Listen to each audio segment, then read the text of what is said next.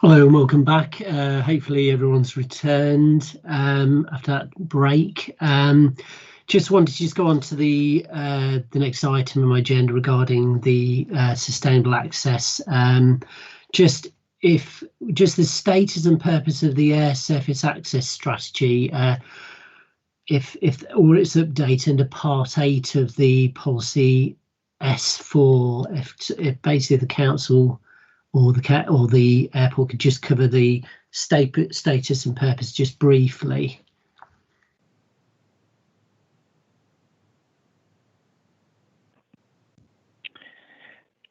So thank you. I'll go on. Yeah, Alistair.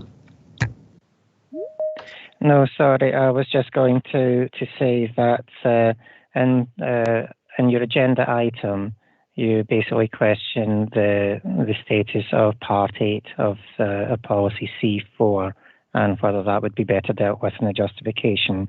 I was just going to say that having revisited the policy, the Council was happy to make that recommended change. That's fine. Yeah, I judged really that obviously, given the surface access statement isn't really a development plan document, it hasn't been examined in the same way as other policies in the plan, then any reference should be made in the supporting text, as it can't be determinative on the on any plan application. So if we just make that an action, if we could just ask the Council to just have a look at Part 8 of Policy C4 in relation to the access surface access statement, and obviously whether that can be moved into the supporting text. So just briefly then, obviously that covers really that particular point. Mr. Trumming, were you just briefly going to cover the purpose and status of that? I think that probably covers mainly my points on that.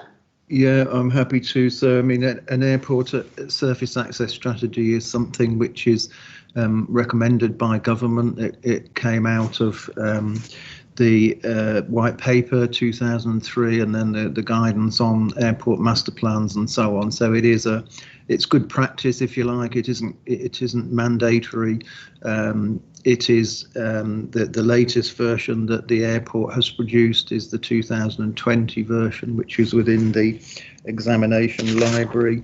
It's EL041D. So, I mean, its status, yes, as you've rightly said, it's not a development plan document.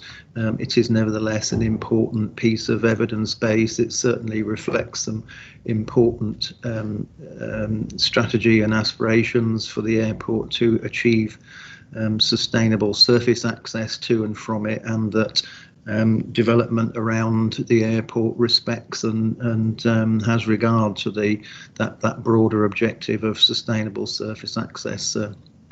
Does that answer the question? Yes, that's fine. Yes, I've read the document, so I've got a fairly good idea, but I just wanted to just cover that briefly. Is any other comments on the airport surface access statement at this stage?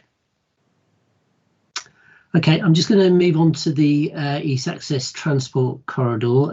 Okay, if I could just ask the question, what is the justification for the East Access Transport Corridor, including its indicative line on the policy maps?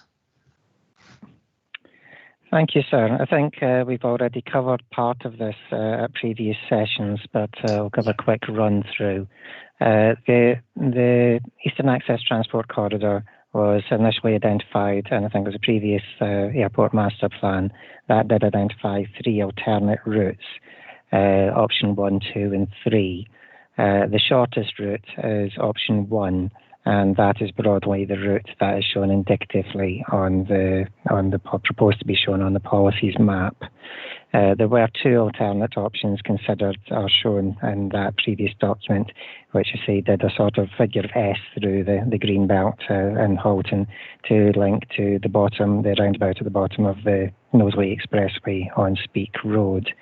I say Halton's stated council's position is that we do not support options 2 or 3, and that our preference would be strongly for option 1.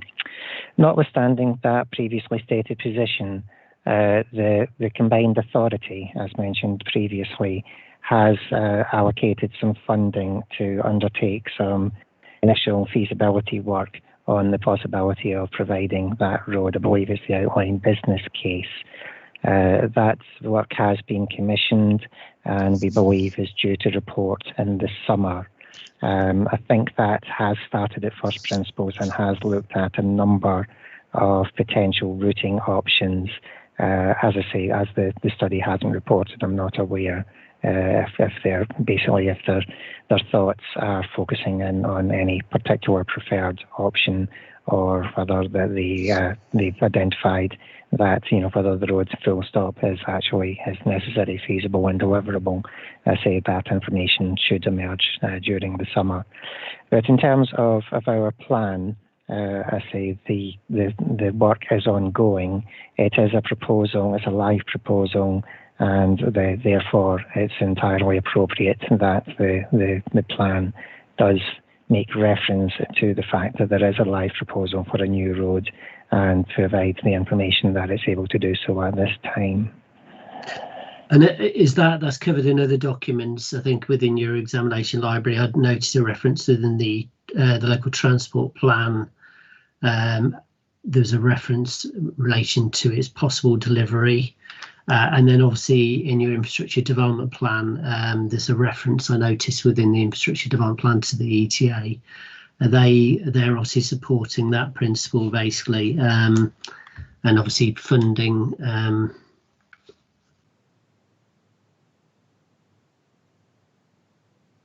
Is that right, Mr. Cross? Yes. Sorry, so that is correct. Okay. I believe that it was included in our previous local transport plan 3. Okay, thank you. Okay, just in terms of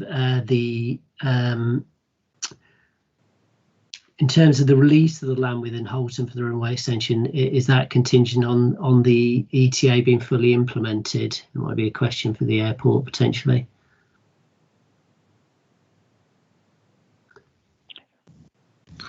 From the council's viewpoint, the two are not intrinsically linked, no. Okay. And can I just ask, is there a likely fallback scenario if funding's not available for the ETA as well? Just my final comment on just in relation to interlinked to the actual work that's been undertaken. Is there any likely fallback scenario? So is that to the council first? Yeah, the council can answer it first, then I'll come to the airport then. Effectively, we're not aware of, a fallback position in relation to Halton. Obviously, if the road is not delivered, the immediate impacts will be on Liverpool City Council, and it'll be a matter that they will be looking to deal with, or would have to deal with, obviously in consultation with the neighbouring authorities where they're directly affected. But as it stands, obviously you're indicating that it would be delivered within the plan period. Is that what you're basically, that is your view? We believe so. Okay, and obviously that would be subject to the outcome of the actual commission feasibility work at stage. The airport, if you could just come back on the various questions I've just asked. Thank you. Yeah, thank you, sir.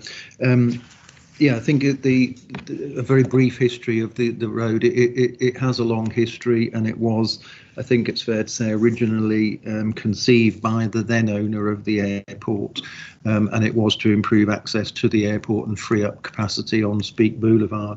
I think that dates back 20 or more years, sir, and the up-to-date position is that as development aspirations and local plans of the other boroughs, in particular Liverpool and Knowsley, as well as Holton, have emerged, then the rationale and the, I think, perceived benefits of the road have changed, and to the extent that, as Mr. Cross has mentioned, it's the combined authority, the Liverpool City Region Combined Authority, which has, if you like, adopted the proposal, or the leadership of the proposal, has set up a steering group including the three relevant local authorities, Mersey Travel, the passenger transport executive for the area, and the airport is represented on that group, and that is to investigate the business case for a road. As Mr. Cross says, there are different options promoted by different authorities depending on their strategic plans and aspirations for the area. The airport has put in its master plan what its suggested and preferred route is. That's not to say it is not, willing to look at other options, and certainly is, as I say, represented on the steering group undertaking the outline business case.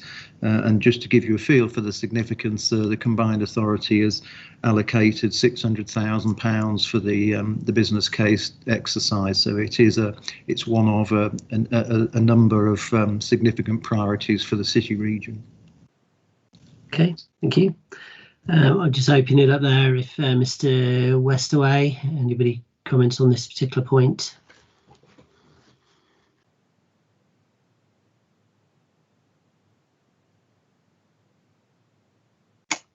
Mr. Westaway, did you have a point on this? No, it was a previous hand. Is any no, I apologise. It's my failure to unmute. Okay. Basic stuff, but also sometimes difficult to get right. The only point I was just saying is that it seems now to be common ground that the two are entirely separate schemes, as the airport puts it. So the Eastern Access Transport Corridor and expansion plans, whatever they are for the runway, are separate. They're not contingent on each other. In those circumstances, the para 4 of the policy about the Liverpool John Lennon Airport should fall away. But there's a further point as well. Given that this proposal, the transport corridor proposal, has, if anything, taken a step back rather than a step forward, because there is some funding, but it's funding for a feasibility study, and as Mr. Cross confirmed, that feasibility study is going to look from first principles. Given that there is not yet a business case for it, and given that there has not been an assessment of the full costs, benefits, and indeed potential environmental impacts of a road in the transport corridor, the parish council's position is that it shouldn't find expression in policy. There's no reason why it can't be included in the supporting text. I think there are some references to it in the supporting text. But to support it in policy at such a premature stage is not a sound approach. We'll just ask the council's comments on that particular point. The reference, obviously, within policy. Obviously, I know it's mentioned in the transport policy as well, policy C4 as well. I think policy C1. Apologies, but yeah, policy C1. But just in relation to this specific policy, CSR 17, just pick up that point whether the reference is required in relation to this for the soundness to the ETA within the policy itself, rather than supporting text. Thank you, sir. Again, as we say, this is a long-standing proposal. It is a proposal that is moving forward, and the council believes is deliverable within the lifetime of the plan. Therefore, the council considers it right and appropriate that it is represented within the plan, shown and indicated on the policies map.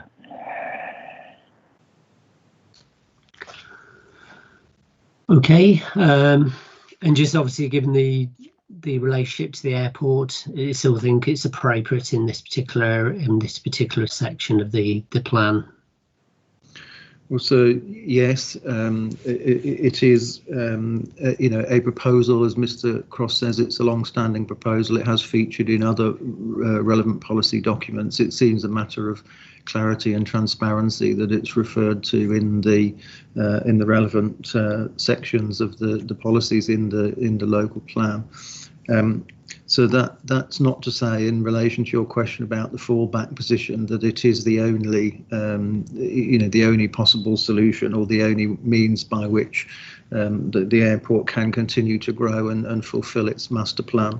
If the feasibility study or the business case, shows a different proposal or isn't conclusive, then there would be exploration of alternative methods of funding a link road, whether of specifically for the airport rather than of broader strategic significance, for example.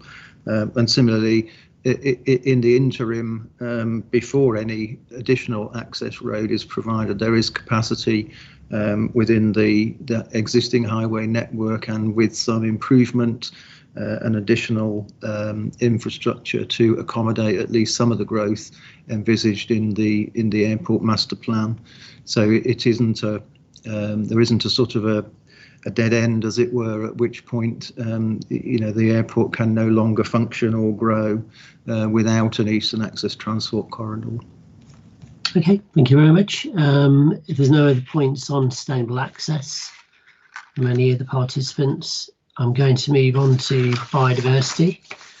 Okay, if we could just briefly ask the council just to briefly explain the outcome of the revised habitats regs assessment in relation to the planned expansion of Liverpool John Lennon Airport within Holt, and maybe pick up on the land identified. Would that result in loss of functional linked habitats for qualifying features of the adjacent Mersey Estuary, SPA and Ramsar site?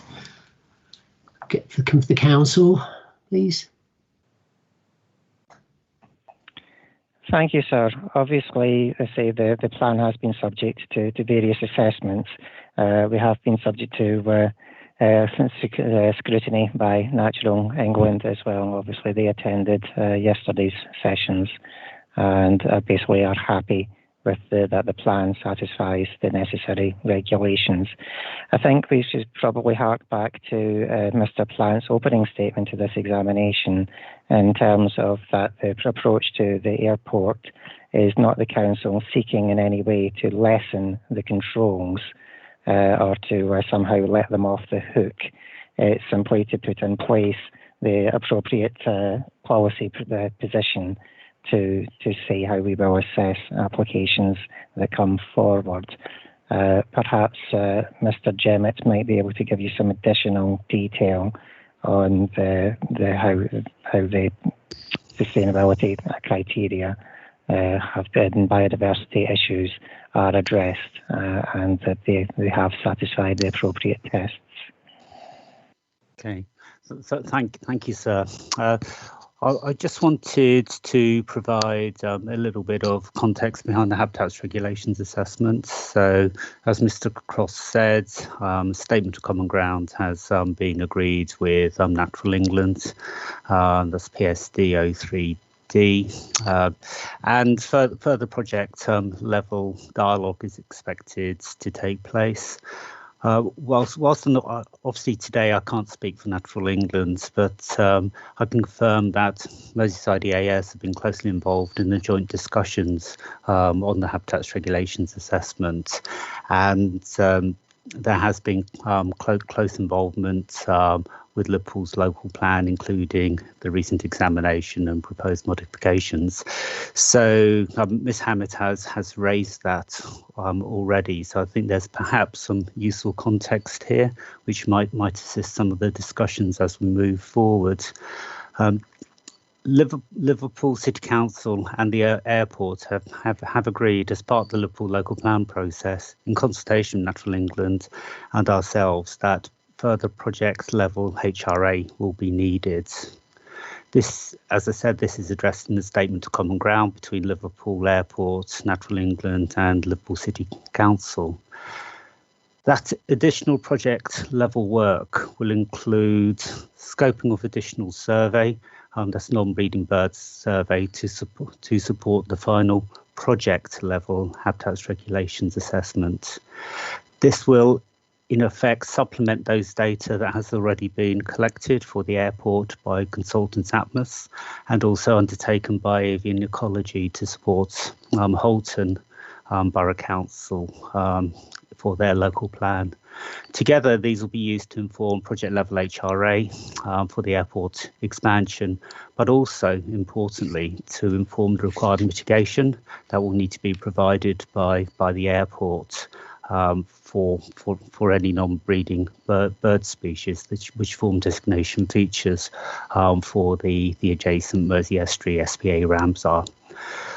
On the basis of the survey evidence for the airport and also Holton Borough Council's local plan, the non-breeding bird use of the airport master plan area is relatively modest. However, functional linkage to the Mersey Estuary is confirmed in parts of Liverpool and the HRA supporting Liverpool local plan, but it is not identified as functionally linked on the basis of the evidence thus far for the land within Holton's local plan. So on the basis of the survey evidence conducted so far, there is no reason why habitats regulations with mitigation cannot be satisfied at the project level. These mitigation measures will of course need to be agreed with Natural England and ourselves. And I think the final point, just in my introduction to this, is the final Holton local plan HRA will take account of any of the modifications and textual amendments required through this examination process. Okay, thank you. Just there's a number of participants giving that overview. If people wanted just to come in now, Mr. Westaway. Thank you, sir. On this, we cover it in our hearing statement of paras 33 to 34. If I understand it, the position is in the current and updated habitat regs assessment as considered by Natural England that it cannot be ruled out. So there's a real possibility that there might be a functional link between what the land that we call Hale Heath, the land to the east, and the Mersey SPA, the bird area immediately to the south. And that's something that requires further consideration. The way that that's addressed in the policy is part 3 of policy CSR 17. And it covers, the bottom paragraph of that covers the need to ensure that there be no adverse effect on that site. And that would include an adverse effect from damage to a functional link. The issue we have, and I'll raise it now because it's potentially quite an important one, is that protection needs to apply to a runway extension proposal. And that needs to be clear within this policy. So given the updated position on habitats, that a runway extension proposal on this land might affect functionally linked biodiversity to an EU site, the plan must be sure that the habitats regulations will be complied with. And that can be achieved by amending the wording at the beginning of paragraph 3 of the policy so that it applies generally, not just to significant increases, etc., but applies to all development, including a runway extension. The only other point to add on biodiversity generally, and I think given what National are going to say, there's no real dispute that there might be a risk, but certainly from Hale Parish Council's perspective, so the local people who know this area and walk around it, they are of the view that there are birds that use Hale Heath and use it in connection with the SPA. And I've just had a quick look through some of the representations, but people do think that this site is of biodiversity value.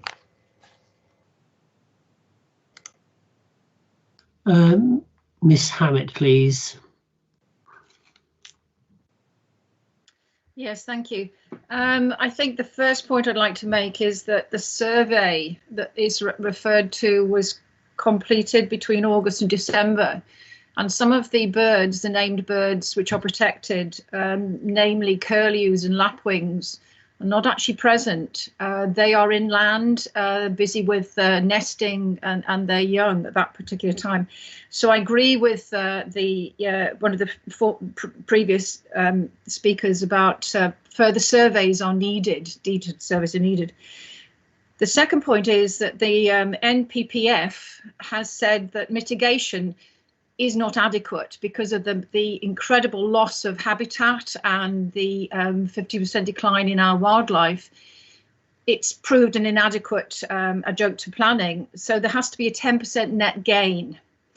Now, my third point is that mitigation, which has been demonstrated by the airport so far, namely Garston Coastal Reserve, has in their own inspectors, the wildlife inspectors failed because of overuse, disturbance and poor quality. This was mitigation for the International Business Park, which is owned by Peel.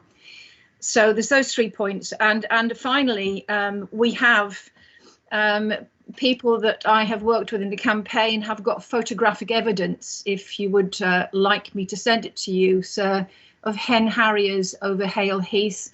The hedgehogs were re-establishing themselves. Owls regularly use it for foraging as well as bats. This was put a great sad stop to with the close mesh fencing which was erected by the airport when they closed Dungeon Lane. Thank you very much.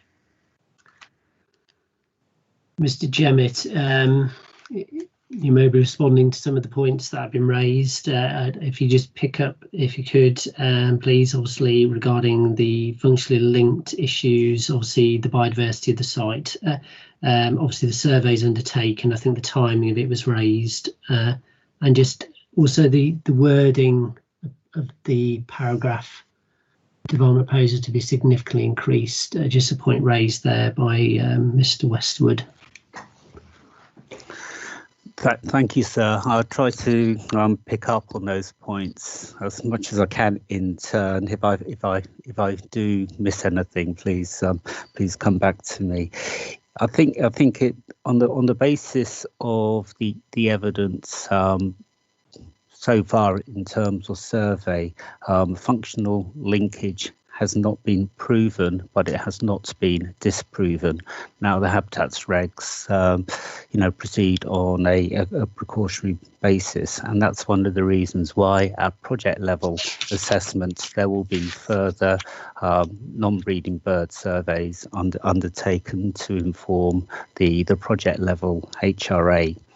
And the scope of those and the methodologies will be agreed with Natural England and ourselves. So there is a robust and proportionate approach moving forward at the project level. We must remember that there is a tiered approach here in terms of proportionality between local plan HRA and project level HRA. So I think that's the first thing.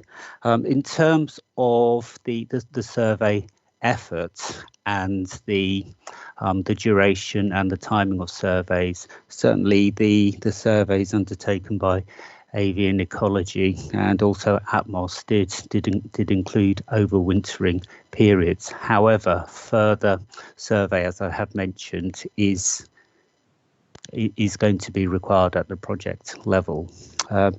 In terms of mitigation and the effectiveness of mitigation, there isn't an agreed mitigation package in Liverpool yet for the Liverpool airport expansion. Some locations have been identified, but again, the detail of that in terms of location and management will be agreed at project level, and that is the appropriate level and stage at which to agree that. Ms. Hammett makes a very good point about the impending Environment Bill and biodiversity net gain and the challenge that we do have in terms of reversing the decline in biodiversity and the real challenge in terms of delivering biodiversity net gain, which could be set at a minimum level of 10%. Now, that is something that I believe we will be looking at in a little bit more detail tomorrow under matter 10. But there is clearly an important challenge there when the Environment Bill is enacted, and I think the projected dates are later on in 2021.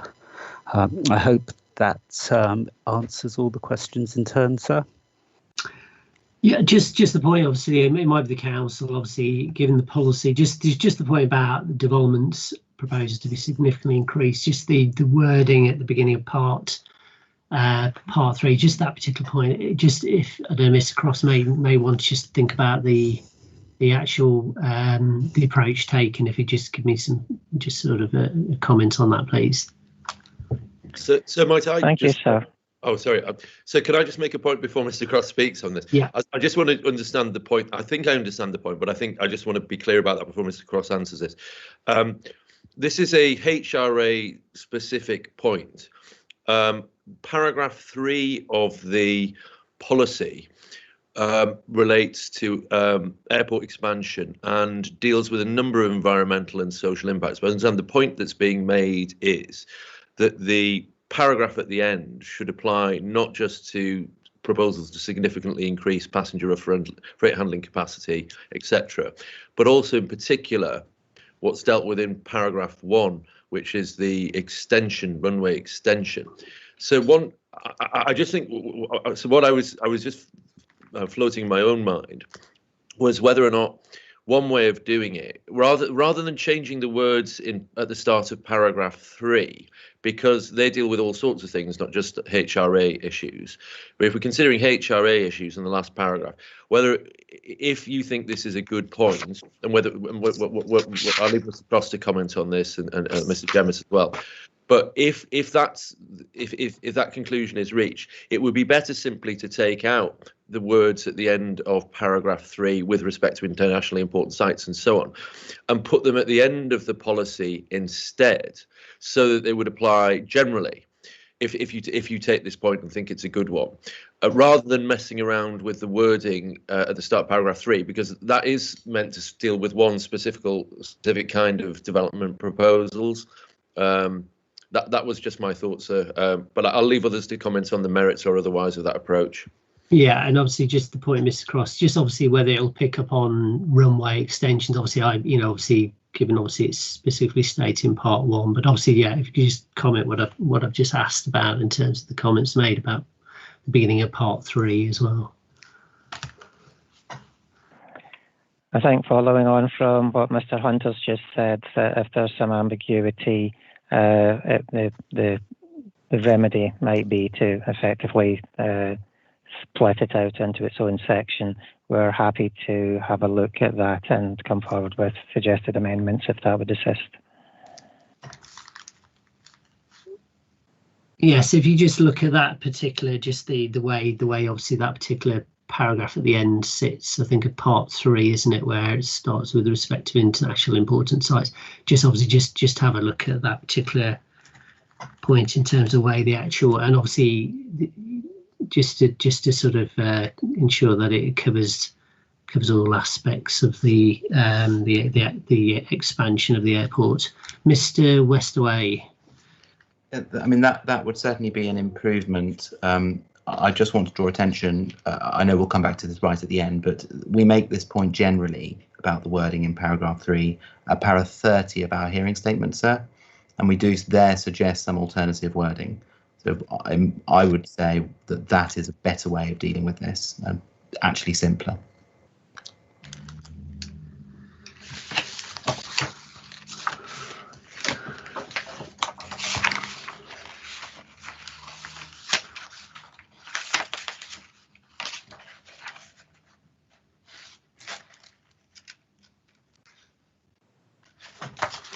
Okay, thank you for those. So is there any other points to raise? I think just the only thing, I think Mr. Jimmy, I think you touched on mitigation. Obviously that it's still really to be decided. I think there's obviously reference to potential site-specific works and the proposed extension of the Speak Gartree Coastal Reserve. That's basically sort of as it stands. It will be down to project level HRA work. Is that right? Yes, sir, that's correct. And I just wanted to draw to your attention in the plan level HRA reference SD03A, paragraph 6.8 to 611 clearly set out those requirements and clearly identify the project level assessment that needs to be undertaken. So I think that certainly adds weight and strength to what you were just saying, sir.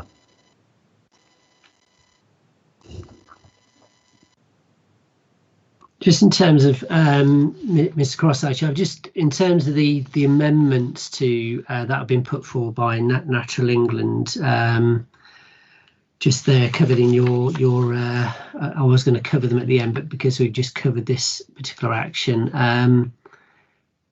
in terms of your SPD 05, the proposed change, just in relation to the question really was obviously on PSO 12. There is a new, I think effectively the paragraph that is now under part 3, the bottom of part 3, which starts with respect to international important sites, that one we've just discussed. I noticed that it's been marked as part 5 with a slight modification. I think that comes through your statement of common ground, which there's additional wording in that relating to being acceptable to the appropriate statutory body. Just there might be a bit of overlap, but it's obviously something you'll need to look at. Mr. Cross. Yes, thank you, sir. I say we had agreed with Natural England the insertion of some additional text, principally in relation to atmospheric pollution and the effects on integrity of the European sites. There's obviously a bit of overlap between that and the agreed and the potential amendments just being discussed.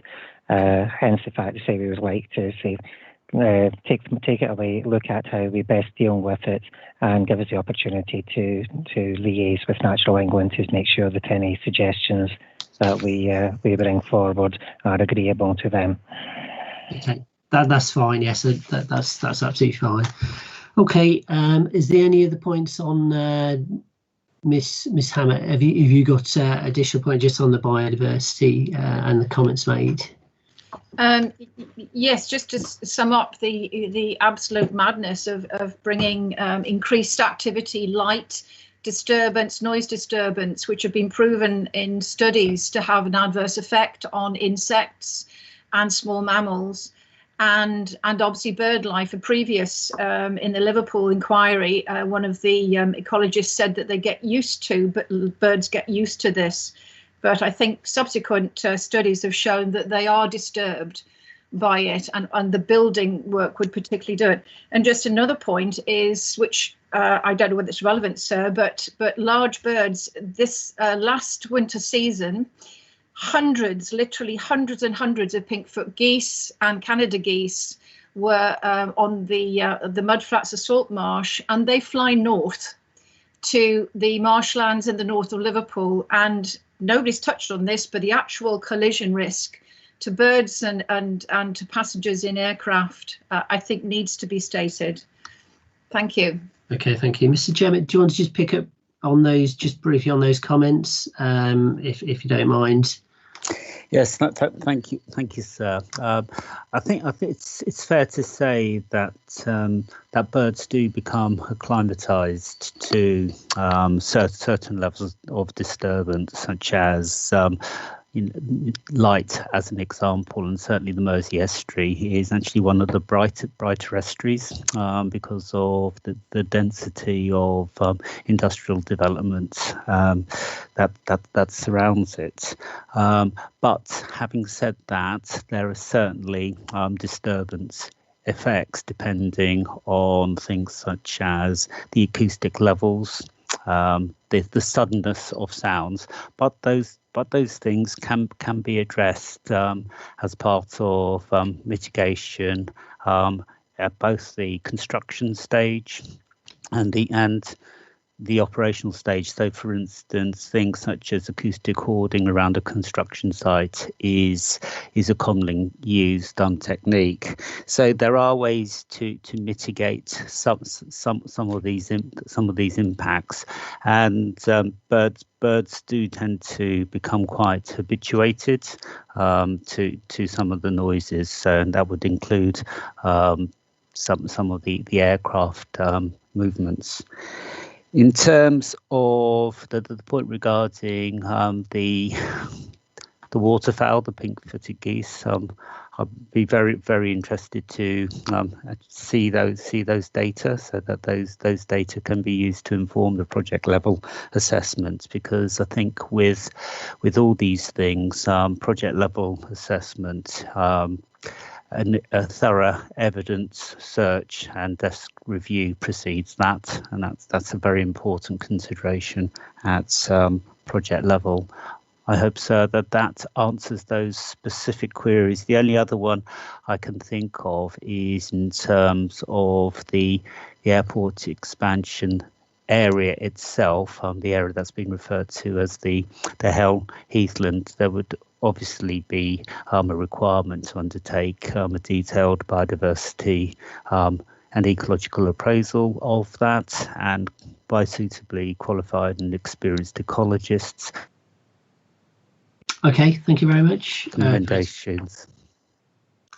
Right, if there are no more comments on that, I'm going to move on to climate change. Basically, if I just ask the questions regarding how do you reconcile, obviously, the impact of policy SCR 17 relating to the expansion of the airport on climate change? And I could just ask supplementary, how does that fit in the overall local and government objectives of addressing the impact and the 2019 national targets of net zero emissions by 2050? Mr. Cross, are you going to look at this first? Thank you. Yes, thank you, sir. As has been mentioned a couple of times, the examination so far, the plan has to be read as a whole, and the Council is satisfied that the application of CSR 17 and CSR 19 to provide the appropriate framework for the assessment of proposals as they come forward on the basis of all material considerations at that time.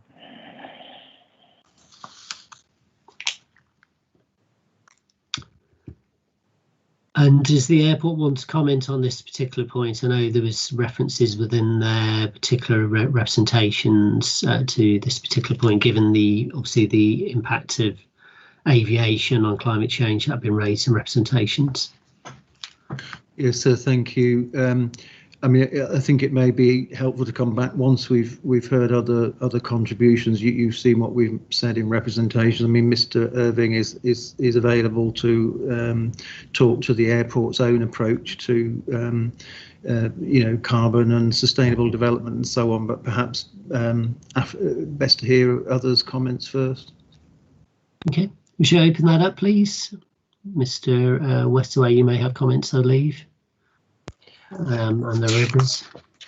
Yes, we do. Thank you, sir.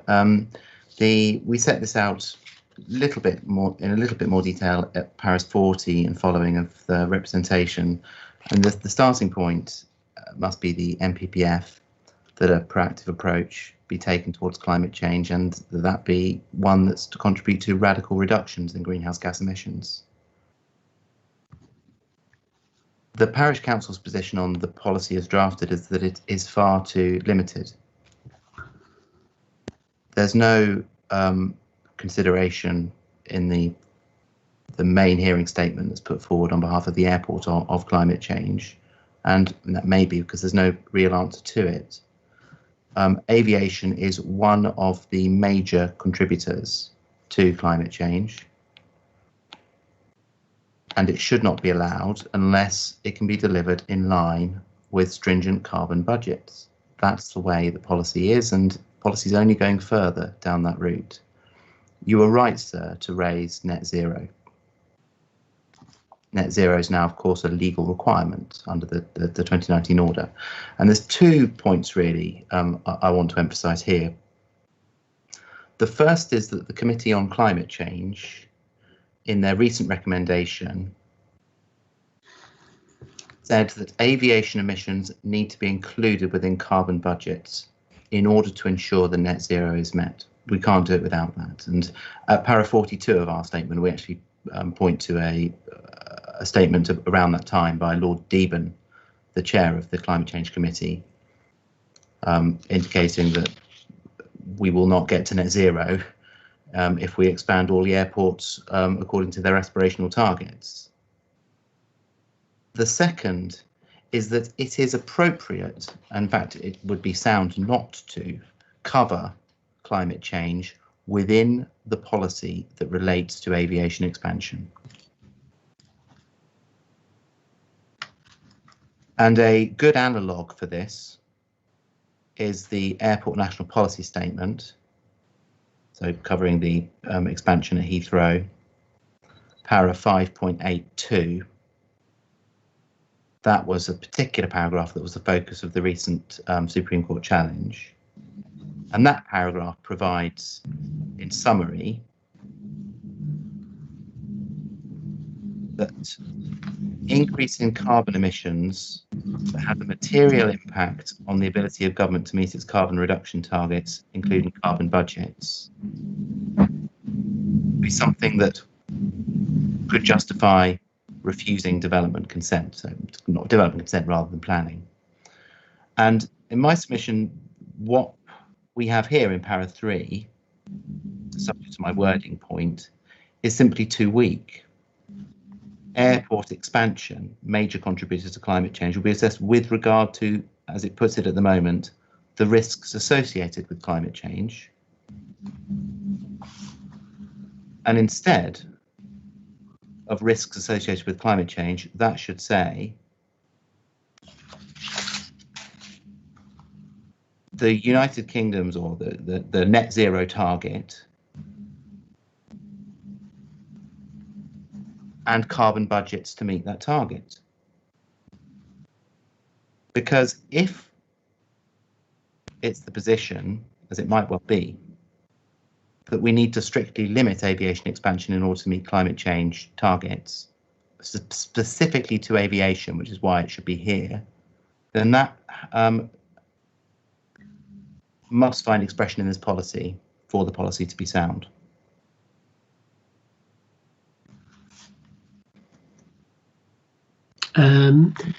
Miss Hammett, please.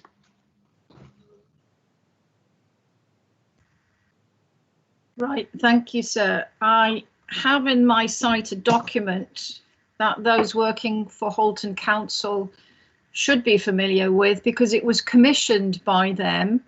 The title of it is Setting Climate Commitments for Halton.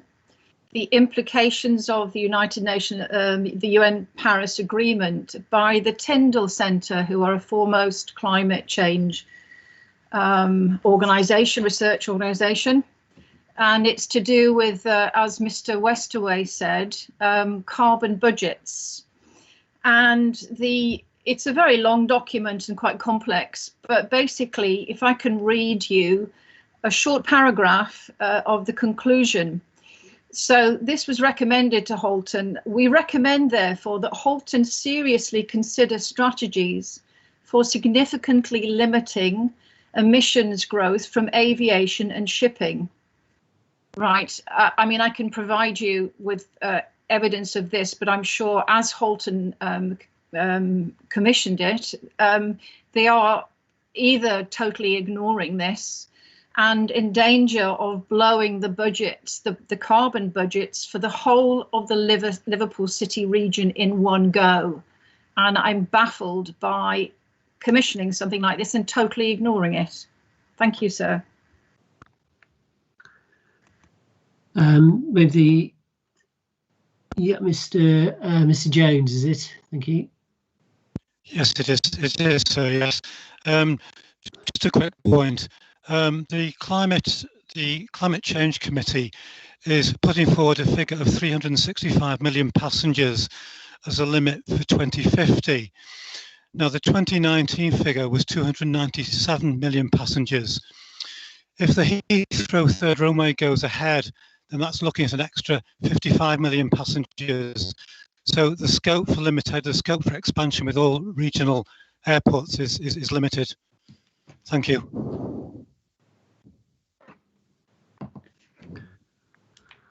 I wonder if I could just ask either the council or the airport then just to come back on the points, particularly I suppose with the council in relation to the policy itself, whether it's sufficiently robust to deal with the particular issue of the climate change, and reading the actual local plan as a whole.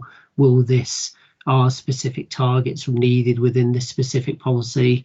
And obviously in terms of the evidence base that Miss Hammett's raised, I wonder if you could just give me some feedback on that as well. Yes, thank you, sir. We probably note in terms of Mr. Westway's comments, it was a lot of ifs and buts and emerging documents and emerging evidence, which probably proves the point that it's not appropriate for the plan to make specific reference to specific documents at that specific point in time, and instead having. Alistair, sorry, Mr. Cross, could I just ask Mr. Jones, could you just mute your camera? Thank you very much. Sorry, Mr. Cross, I interrupted you. Thank you.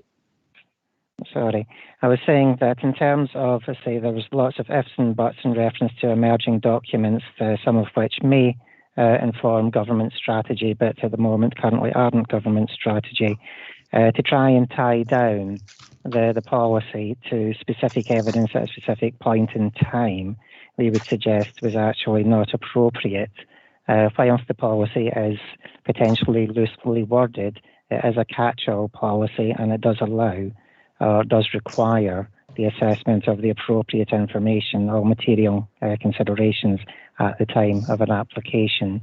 So our position is that the policy does deal with climate change. The plan read as a whole does deal with climate change, and it provides an appropriate framework to deal with applications at the appropriate time. We would also comment again, obviously, in terms of, let's say that our plan is effectively dealing with a small portion of the airport and a small portion of the potential airport expansion. The majority of of any proposals likely to arise from the expansion of the airport will be located within Liverpool City Council area, and whilst we will be a consultee, they will not actually fall to this plan to determine. So you feel that basically the local plan taken as a whole, including this policy, will secure development and the use of land that contributes towards mitigation and adaptation of climate change. Is that your view in terms of particularly the way this policy is framed? Yes, sir. Thank you. Okay, the airports, if just to come back, obviously, in terms of your your comments in relation to obviously what's been raised in relation to the actual airport itself, and obviously I have read your statement in relation to how they're intending to look at issues relating to climate change. But if you could just elaborate further, please. Okay, thank you, sir. Yeah. I mean, the airport, takes climate change very seriously. It's clearly a significant issue. Policy and practice and recommendations and so on are emerging on a daily basis. And I think it's fair to say the aviation industry is equally doing a lot of work to look at its carbon emissions and so on. And I'll ask Mr. Irvine in a moment to comment on that, sir. But I think if I understood Mr. Westerway correctly, he said, if in accordance with net zero, there will be carbon budgets for aviation, then it's appropriate that there are targets in the policy to reflect that. Well, that is if these such carbon budgets don't exist at the moment, so that's it's a hypothetical scenario that this plan can't really deal with. As to the precise wording of the policy, certainly, sir, from my point of view, it does address the risks from climate change, and an application to be considered under that policy would have to address them. If there is a proposal for some change to the wording, then we'd certainly be willing to consider that to make it more explicit. But so with that, perhaps I can just hand over to Mr. Irving to talk a little bit more about the airport and climate change. Thank you, Mr. Tringham. Thank you, sir. I think, rather than go over what's in my letter that you've referred to, sir, I think I just want to outline a few key points and then potentially ask if there's any questions on that from you, sir. I think, as Mr. Tringham rightly said, this is without doubt an industry priority as well as a national one, but it must be said that carbon and net carbon neutrality is an international issue for aviation purely by the nature of what we do, and it needs to be aligned internationally. We are also, of course, looking nationally and, of course, locally at solutions, but first and foremost, it's our intention, as I've said in the letter, to be carbon neutral by 2040 ahead of the 2050 national date, and many factors of the journey we're already well ahead with. What has been delayed purely by the pandemic is our output of our strategy to let people know what we're doing, which you might see in other airports. But again, this is an ever-changing and ever-focused area, and even yesterday, we were delighted as part of Sustainable Aviation to see the Prime Minister announce a £15 million fund for businesses to look at sustainable aviation fuel, which of course will be a key marker in the sand to get aviation as an industry to carbon neutrality. It is a net zero plan.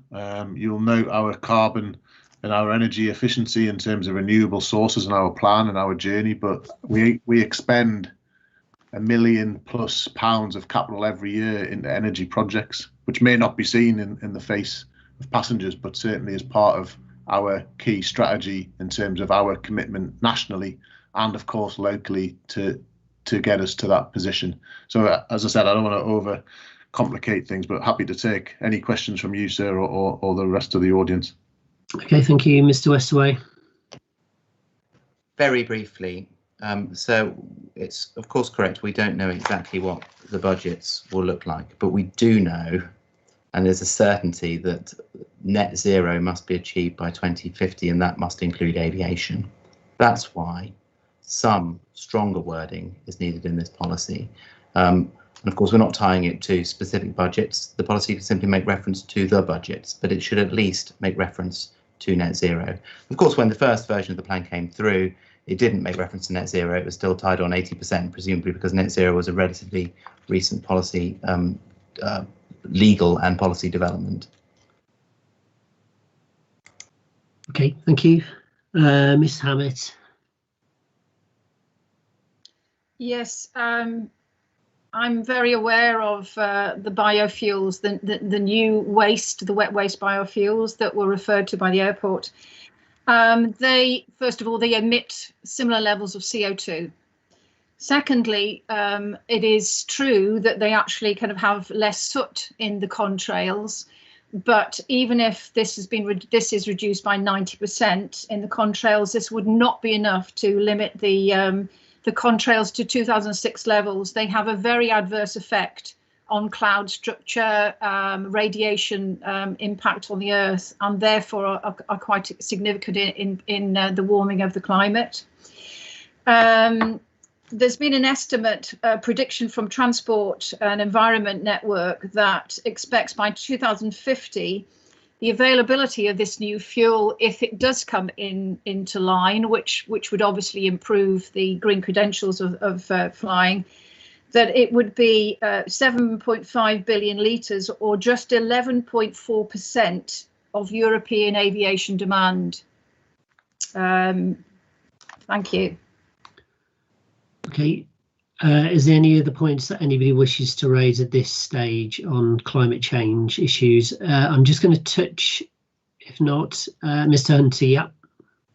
Thank you, sir. I know just in terms of this potential amendment of the wording of letter D within the policy. So I think, echoing what's been said already, I think it would be wrong in principle to tie the policy down to what may or may not be thought to be likely measures in the future, because we simply don't know, and things do change very frequently on this particular topic in any event. So all I was going to say is I think it should be, if there's to be some additional wording, it might be to make cross-reference to national policy and law. So having regard to the risks of climate change in the light of current government policy and law. I mean, that's not particular words I'm suggesting, but rather than tying it down to particular measures or particular targets, just, I mean, because those things can change. I mean, although we've got net zero by 2050 now, that was changed by order. I mean, it may well be there forever now, but it may not. So that's just one observation. Thank you, sir. Thank you very much. Thank you for that. I've got no other points I wish to raise at this stage on climate change. I just wanted to touch on basically the air quality issue as well, if I could. Basically, does the policy provide a robust and comprehensive framework for dealing with potential impacts on climate change? I wonder if Mr. Cross, and I understand there is an amendment that basically is basically been put forward in discussion with Natural England to cover this particular point, so you might pick that up as well. Thank you. Yes, thank you. As you mentioned, there is an agreed suggested amendment to the plan to insert an additional clause under section between what's currently section 3 and section 4 to read: further assessment of air quality impacts will be made at the project level to ensure that there will be no adverse effects on atmospheric pollution on the integrity of the European sites, especially the Sefton Coast SAC. That was agreed with Natural England. Obviously, it goes to the HRA and the integrity of the European site. Again, the plan read as a whole does deal with the issue of air quality. The council is proactive in terms of air quality. We do have an air quality forum that meets quarterly to guide the actions of the council. Okay, thank you. Mr. Travaskis.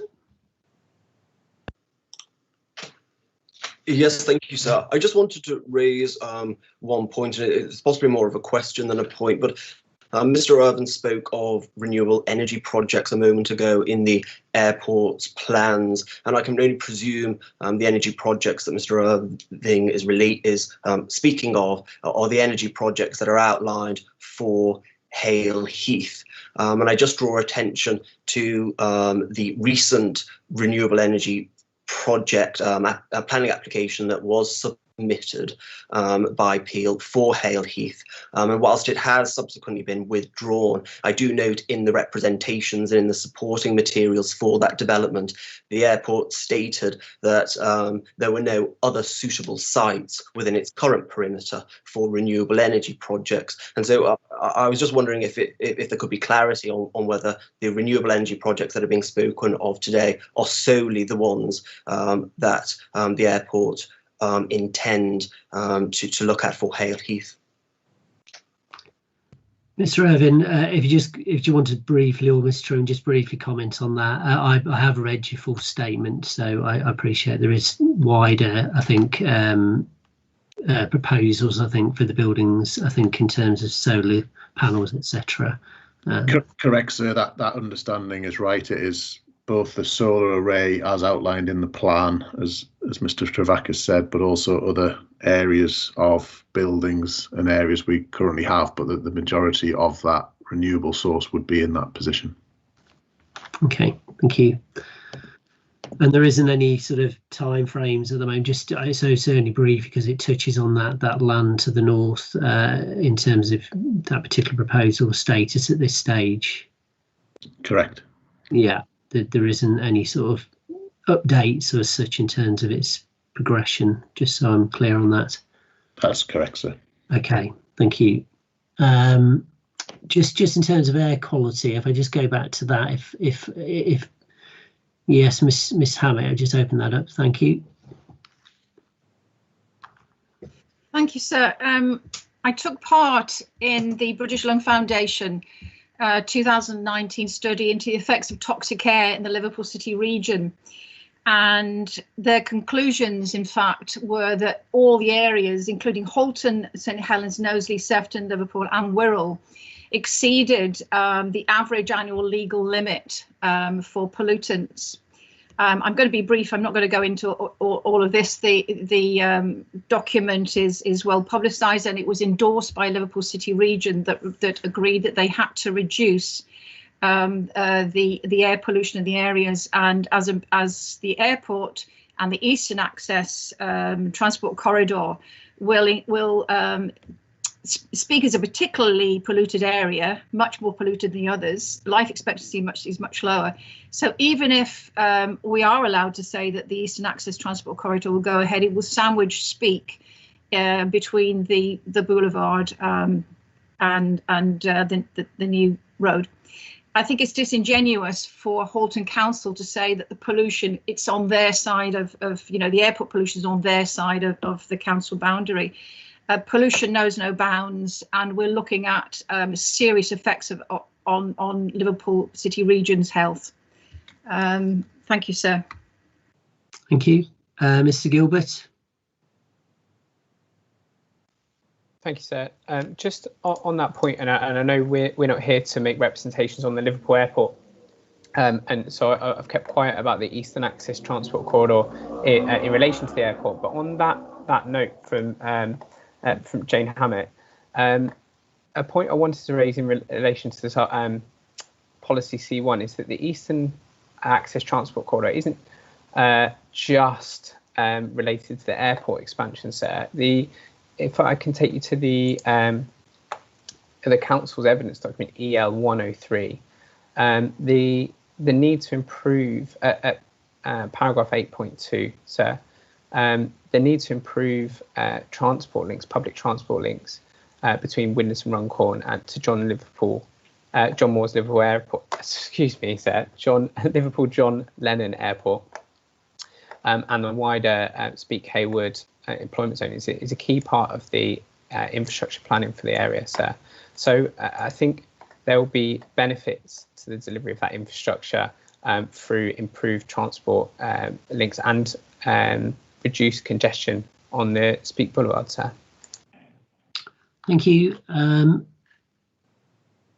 Yep. Any other comments in relation to air quality that basically, obviously, I think Ms. Gill was obviously in relation to improvements in relation to public transport, but obviously I think there's references to airport technology, aircraft technology as well in the statements. Mr. Cross. Thank you, sir. Just a minor point of information with regarding air quality management areas. As you're probably aware from the evidence in the plan, Halton currently has 2 air quality management areas identified. Both are located within the vicinity of Widnes Town Centre, and both, we believe, following actions by the council, are improving, and we're probably looking at de-designating them.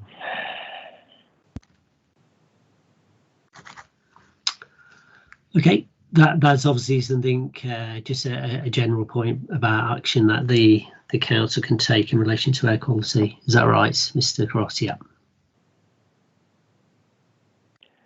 It's just you're hearing evidence of poor air quality. It's just to show that the council does take it seriously. We have identified areas where the evidence supports it. Well, I'm not overly familiar with Liverpool City's approach, although I do believe that they actually basically identified the entire area as an AQME rather than looking at particular hotspots or particular pockets. But I say I'm not an expert on Liverpool, so I shouldn't state that as a matter of fact. And is there any more comments in relation to the modification that Mr. Cross just read out earlier from Natural England, obviously in relation to further assessments of air quality at project level? If there's any other comments in relation to that, obviously that would ensure there's no adverse impacts on atmospheric pollution of the integrity of the European site, especially the Sefton Coast SAC. No. Okay, thank you very much. I'm going to just move on, if I can, then to just briefly onto the heritage assets, which is the next part of my agenda. Just briefly, and I know obviously there is a suggested amendment that's from Historical England, Mr. Cross, just in terms of his appropriate planning framework for conserving and enhancing heritage assets within Halton. If you could just briefly touch on the proposed amendment as well, that basically has been put forward, and then I'll just open out for discussions. I've heard obviously the previous comments about Hale Village conservation areas and obviously listed buildings nearby. I'm aware of that evidence, so if you just comment on that, thank you. Thank you, sir. Can I bring in my colleague, Ms. Brindley, who's probably better placed to advise on that? Good afternoon. The CSR 17 wording agreed in the Statements of Common Ground, which is PSD 03A, which was alongside Historic England, the statutory body, allows for the historic environment to be taken into consideration when assessing the proposal against the CSR 17 policy. It's not just the character of the local area, an element that was missing from the policy. The proposed modification reads the historic environment of the surrounding area, including setting and local character. That would address the issue, which would bring the policy in line with that of the NPPF and making it sound and more robust in terms of heritage. May I also add that as read as a whole, the plan also has policies on the historic and built environment, including CS20 and HE2, which deal with heritage and any development management issues that may arise. Thank you. Thank you very much. Just opening up, I think there was 1 or 2 comments really in relation to this particular point. If anybody wishes to make any further comments on the impact relation heritage assets and the modification that's been put forward.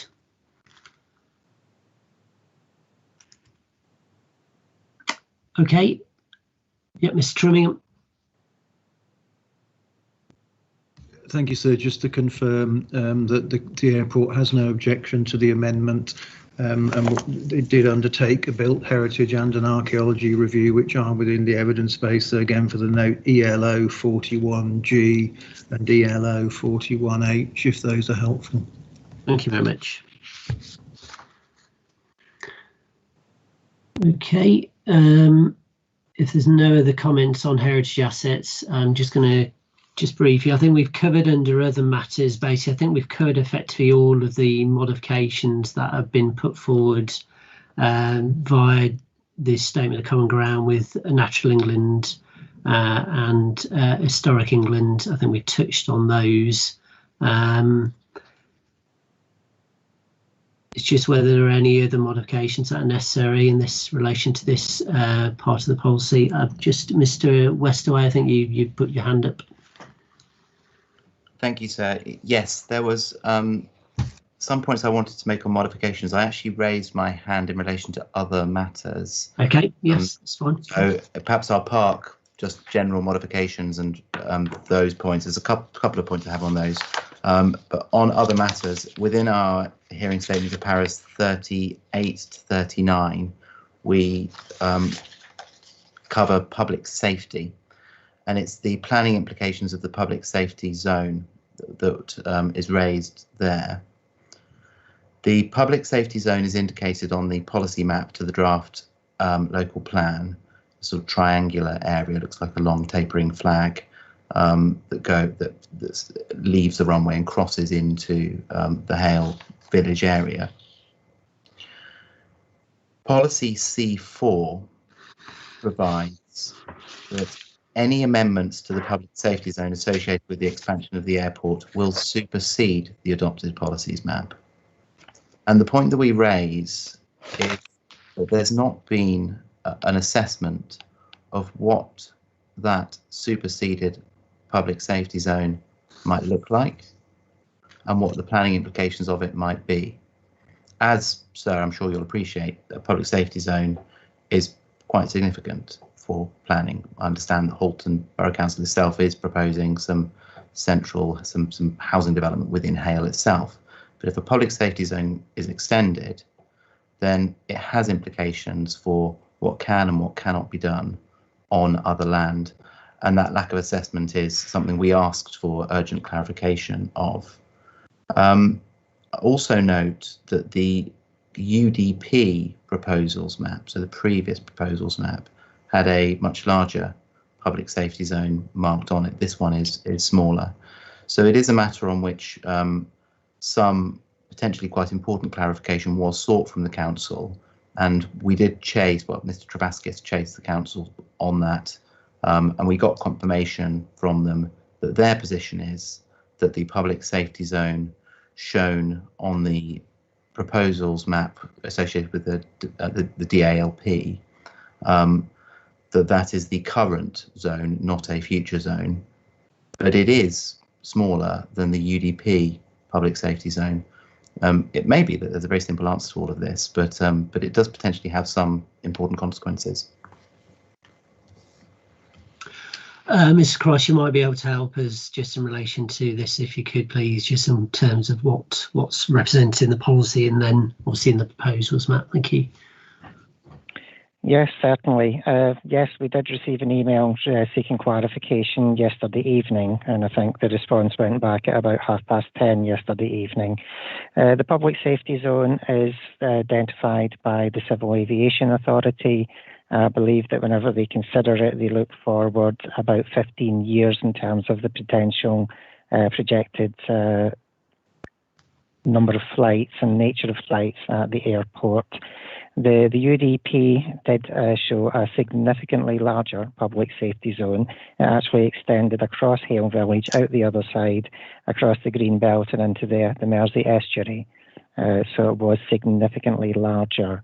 The CAA consulted on the revised public safety zone in 2012, and the zone shown on the policies map is the zone as confirmed by the CAA after that consultation.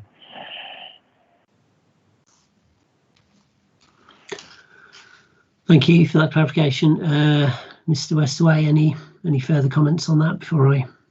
So, I mean, we did ask for clarification in the document itself, but I think what's being said is that there's been no assessment of what the planning consequences would be of extending the runway in terms of what would be the extension of the public safety zone. Unless it's being said that extending the runway won't change the public safety zone, which is not what I understand it. Mr. Cross has just said there and confirmed before that's the current public safety zone. And that is something that needs to be reflected within the impacts that would be considered from a proposal to extend the runway.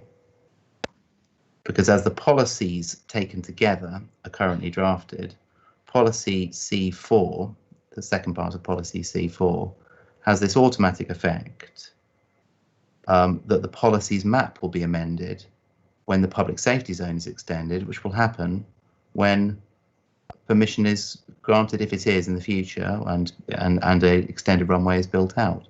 So if that happens, there's a policy consequence of it, and that's not been assessed and not been considered. So that needs to find expression within the policy if this is going to be sound, and otherwise there's potentially quite a serious omission. Mr. Cross, do you want to come back on that, just in terms of the way the policy's framed at the moment, and the supporting text is obviously quite quite a lot of detail, I understand, in the supporting text regarding public safety zones and how they're assessed in relation to the land use implication question as well.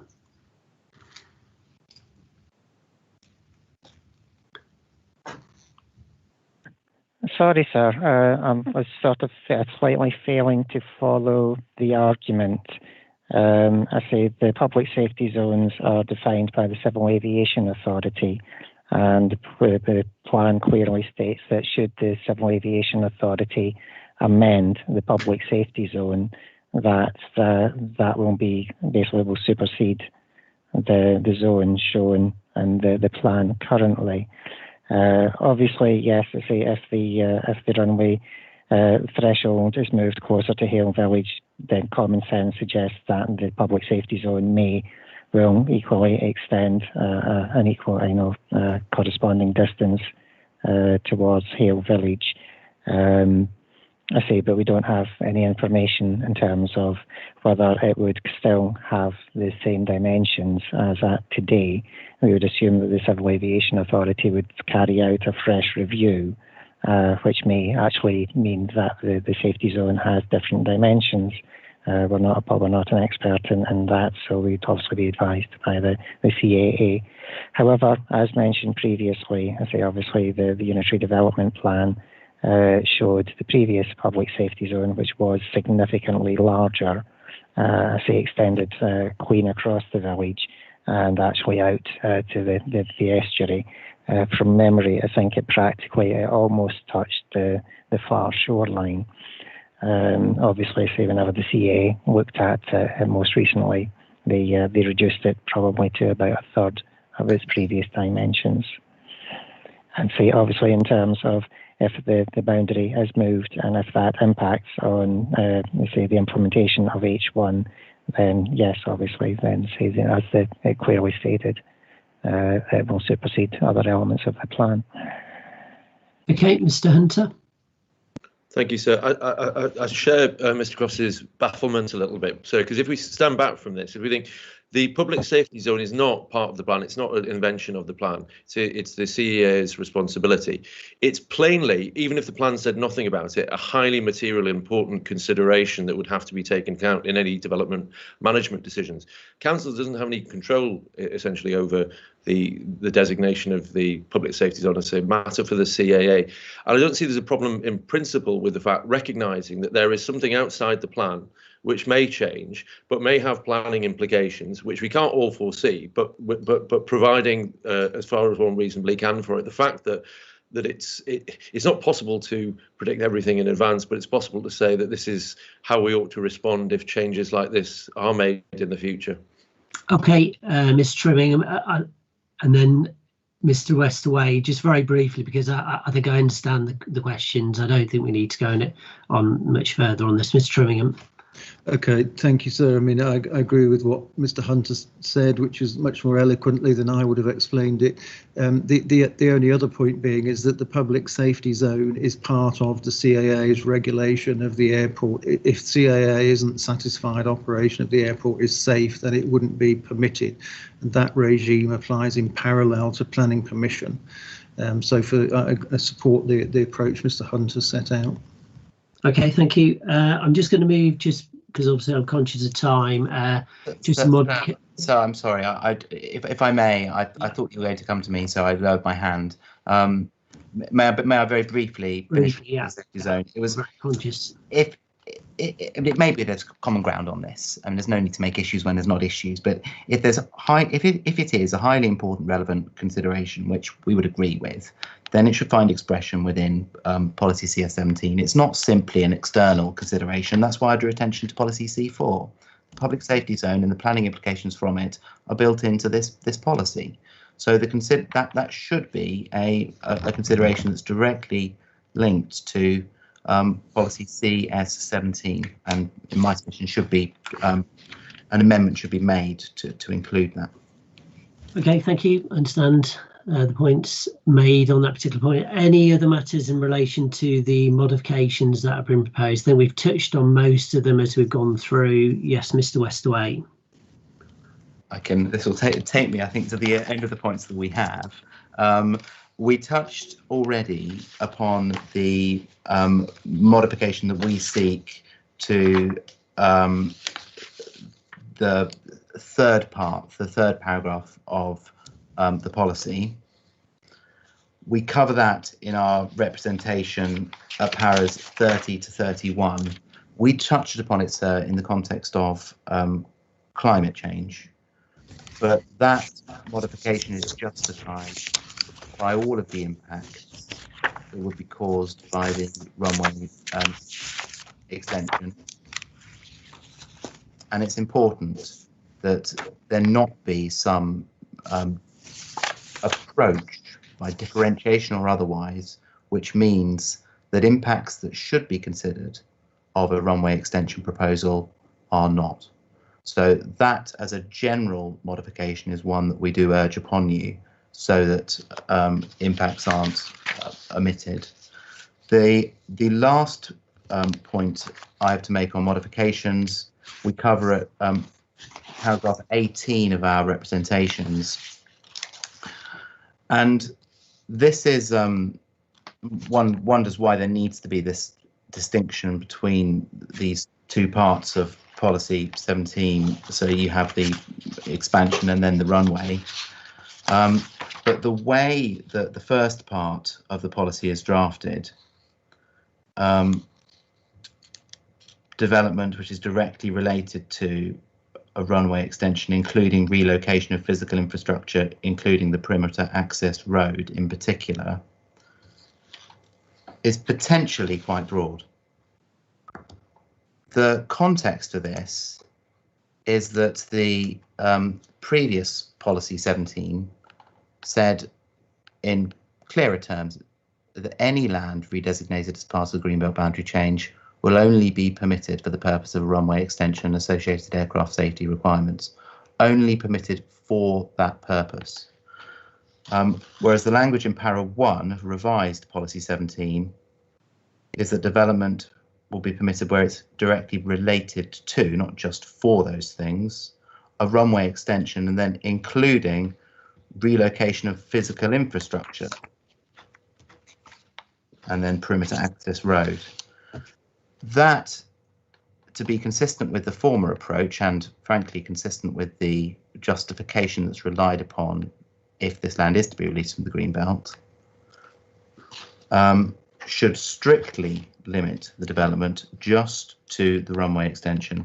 There's no, I don't understand, and perhaps this can be confirmed, I don't understand that it's said that there's any operational development that's required anymore for site safety requirements. So paragraph B could come out. We don't have an issue with subparagraph C about the Speke, Garston Coastal Reserve, which is clearly a slightly different matter.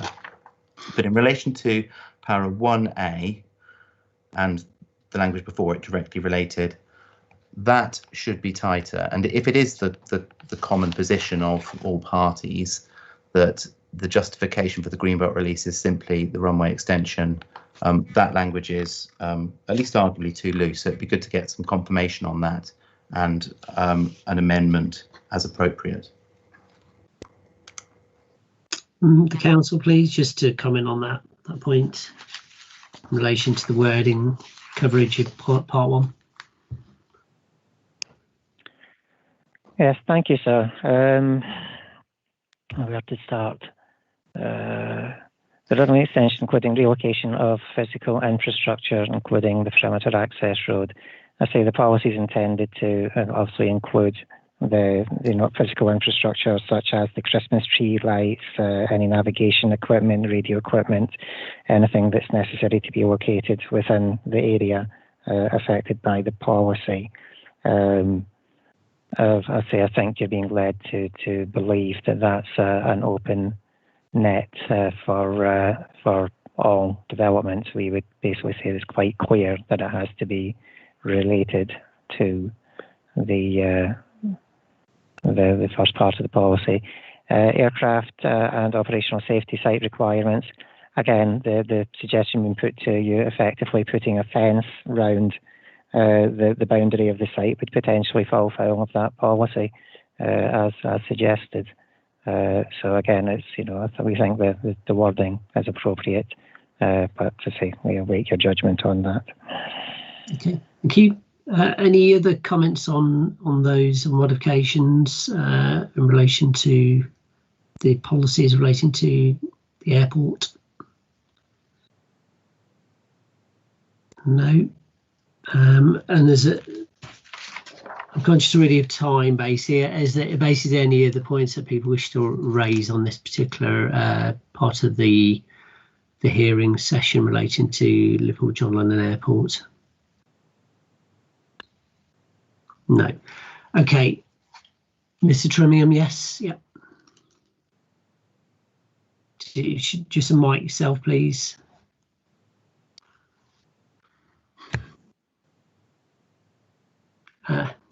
Apologies, sir. I was scrabbling through the paper, so it's indirectly related to the airport, but I'm not sure where else I could raise it. It's in relation to it arises from the Statement of Common Ground with Natural England PSD03D, and it is a change on page 38, proposed change of policy CSR 20, which, as I say, is indirectly related in that. I don't know if you have that paragraph to hand, sir, but there it deals with SPAs and European sites and so on. And there is a proposed addition of a paragraph D, all major development should avoid or mitigate, etc. I don't know, so do you want to have the page in front of you? I've got it, basically. I obviously intend to cover this point, obviously, tomorrow, but yeah. Okay, so I'm not party to that. So it was just that paragraph D, yes, for consistency elsewhere ought to include the EROPI provision, unless imperative reasons of overriding public interest apply. That's consistent with the relevant regulations and with elsewhere in the plan where these matters are addressed. Okay. Could I just ask the council, I know it is a subject for tomorrow, but if I could just ask them just to look at that question actually in relation to its relationship. I know we'll pick it up tomorrow, but if that's okay, Mr. Cross, just in relation to that particular amendment, given it's been raised and Mr. Trimmingham won't be there. Just confirm that, thank you. Yep, we can deal with that tomorrow. Thanks very much. Yeah, that's great. Okay.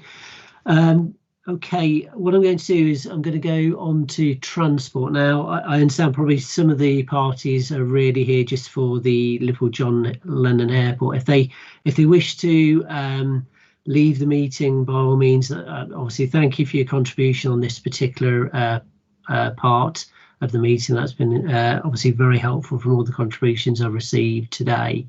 And that will help me in my deliberation of this particular matter in relation to matter 9, in relation to Liverpool John Lennon Airport. So if you wish to leave the meeting now, I'm by all means will take probably potentially another half an hour to go through the transportation matters.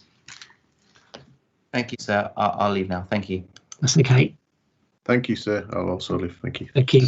Thank you, sir. I'll also leave. Okay. Thank you.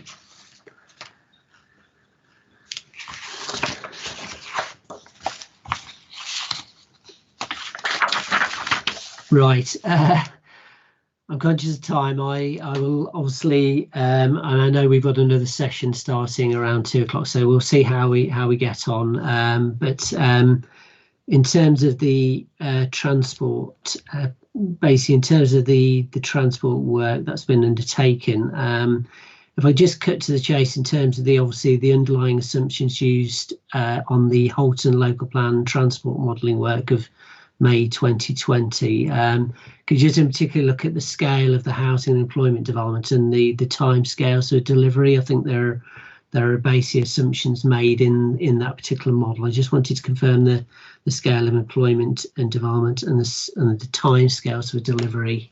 So I don't know, Mr. Cross, whether that's you initially or one of your fellow members from the council might be picking up this particular point. It's probably partly myself and partly Mr. Farmer, assisted by Mr. Millward.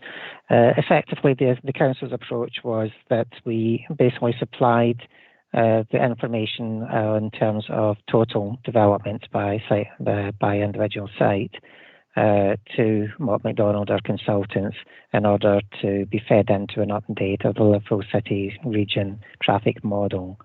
The housing capacities are the capacities as shown in the published plan document. In terms of jobs, we basically went through a process of assigning jobs numbers to each of the proposed allocations.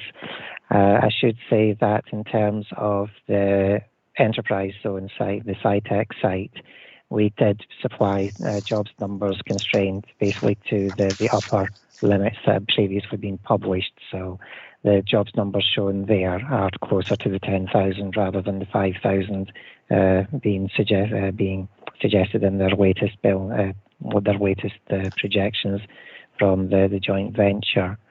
I believe that Highways England have passed the material to their specialist consultants, WSP. They have come back and asked for detailed information regarding all the individual sites. That information has been provided to them, and we believe that has been largely, if not entirely, signed off by Highways England and WSP. Obviously, they'll correct me on that. That identified the need for some additional work, principally with regard to the impact on the 3 motorway junctions within the borough. The council commissioned some additional work from Mott MacDonald. That's been shared. That further work identified probably loose phraseology, some refinement or some additional detail, and I believe that there has been correspondence between ourselves and Highways England over the last week regarding that additional detail that's been supplied. So that's probably a quick précis of the overall approach, and probably the more technical questions would either have to be fielded by Mr. Farmer or Mr. Millward. So basically, just in broad terms, basically the actual proposals you're setting out in terms of the actual dwelling targets in the current submission draft, basically, and the 8,050 or 350 dwellings a year and the 180 hectares, that is covered. I understand the job figures are much higher, based in the assumptions, but the actual dwelling numbers.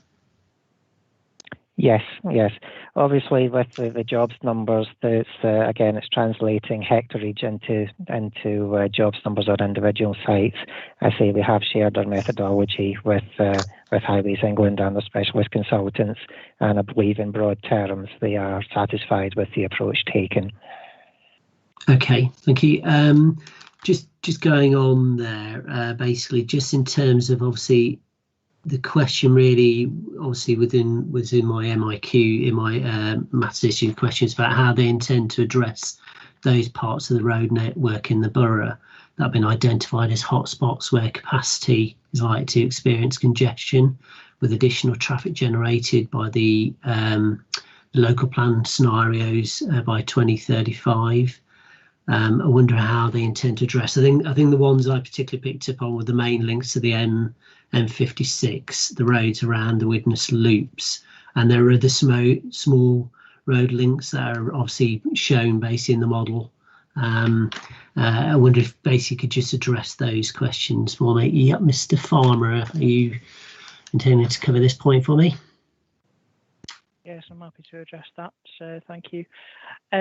yes, the Highway Authority have been involved in the local plan process throughout, and we're satisfied with the approach that's taken in the model. As you say, there are some areas where the cumulative additional traffic due to the plan will require some interventions. Yeah, I mean, you've indicated a few hotspots there. I suppose generally we're not expecting the impacts to be significant, and will be dealt with through the usual development control process of off-site works. There are some more significant impacts, generally near to junctions, which have had their own studies carried out, and there are appropriate improvement plans in place for those, such as you say, the 3 junctions flagged up by Highways England in the discussions we've had there. And then there are areas that have previously been considered in the East Runcorn Sustainable Transport Strategy, looking at the East Runcorn areas and improvements there, and work that's being done through the infrastructure plan and City Region Transport Pipeline. Other areas that you've mentioned, yes, such as Widnes Loops, Ditton Junction, they've previously been improved as part of the Mersey Gateway, and Mersey Gateway modelling in those areas has carried out assessments up to future year post-opening, 2030, as was, and will have considered developments at that time, and detailed operational assessments will have been done for those junctions. So similar to the Highways England junctions, we don't expect significant impact there that can't be dealt with through the process. Council's been talking actively to site promoters as well, who will be aware of highways issues, and the model has been and will be available to enable full consideration of those cumulative issues at development control stage. So effectively you're satisfied that obviously the hotspots that have been mentioned in terms of the report can be dealt with through improvements that you've obviously either undertaken or basically planned to undertake as part of the plan development, which are itemised presumably in your local transport plan, but also in the infrastructure plan. Is that right? That's correct. Just in terms of just the discussions with Highways England, I appreciate Highways England are here today. Thank you for attending. Obviously, there's additional junction work been undertaken in relation to the M62 junction 7, M56 junctions 11 and 12. Could you say whether these, obviously the transport model itself, whether these have been signed off and agreed with Highways England since submission? If I could just ask you that, please. Yes, the M56 junction 11, our understanding now in discussions with Highways England is that Highways England are happy with the analysis that we've undertaken, so are satisfied. On junction 12, we've produced with our colleagues at McDonald an additional note on that. Highways England were concerned about the impact, particularly on the off-slip from the motorway. We're happy in that case that there's no detrimental impacts, but the latest bit of analysis that we've carried out still needs to be agreed on that, so that's subject to ongoing work. On junction 7, it's clear that there is a potential large mitigation solution for junction 7, which will be related not just to the impacts of our local plan at Halton, but also neighbouring authorities, and that scheme again will be taken forward in infrastructure plans and transport scheme pipelines with the combined authority. So there is a scheme in place, but the proportions of that and the impact due to Halton and how that's taken forward still to be agreed. Is the obviously in terms of just the evidence base? I'll probably ask the question. Yeah, Mr. Laverick, I think from Highways England, that'd be useful to have your input as well on these particular junction improvements as well, and the mitigation, if you're satisfied with that, please. Yeah, I think broadly, I do agree with what Jonathan Farmer said there, sir. We are still in consultation with Halton, and even getting information through yesterday to discuss this. So I'll just go through very quickly our view on those. And we did specifically ask for junction capacity assessments to be undertaken on the 3 junctions that Mr. Farmer there has discussed. And rather than a full junction capacity assessment, we've been provided with traffic flow comparisons against previously modelled scenarios. The models were validated for different situations, so potentially different requirements and different levels of detail applied to the models on different outputs. So, it's not a perfect situation, that, but we've worked with that. The VISIM model that was used at Junction 7 included a mitigation scheme, as Mr. Farmer alluded to there, and we do agree that the flows that have been assessed in the model do tally with the flows that Halton are putting forward. So we are sort of content from that point of view that the impact has been addressed, but very much with a mitigation scheme considered there. So we are very keen that mitigation scheme is sort of detailed in the infrastructure delivery plan. We do accept that it's not just Halton's issue there. It's a complex junction with 2 other neighbouring authorities that are all seeing growth in the area. So it's not necessarily solely on Halton to progress a mitigation scheme there, and obviously we're on board to help with that where we can. But it does need to be identified as part of the local plan that mitigation is needed there through external factors and their own factors. So that's our stance on Junction 7 of the M62.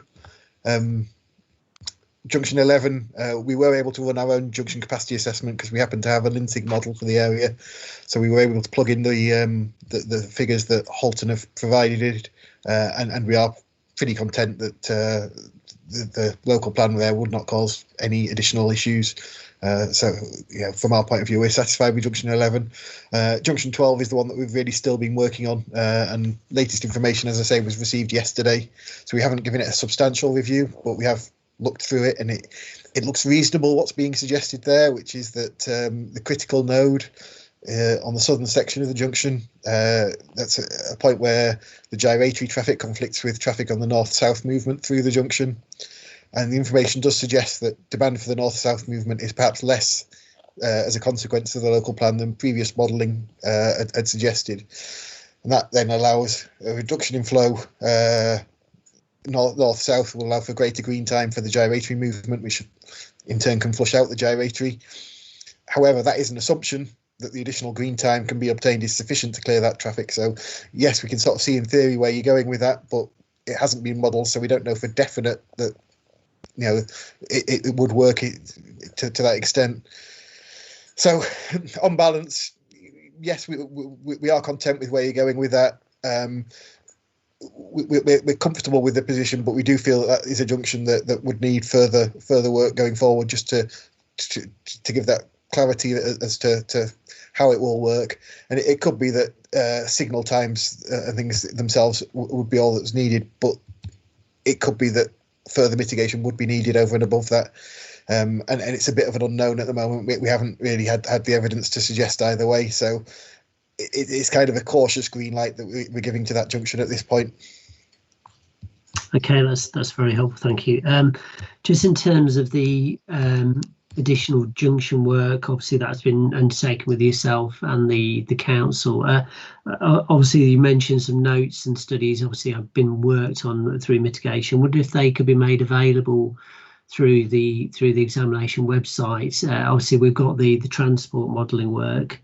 I wonder if they could be made, or the latest work, so I could just be so I could actually have reference to that if possible.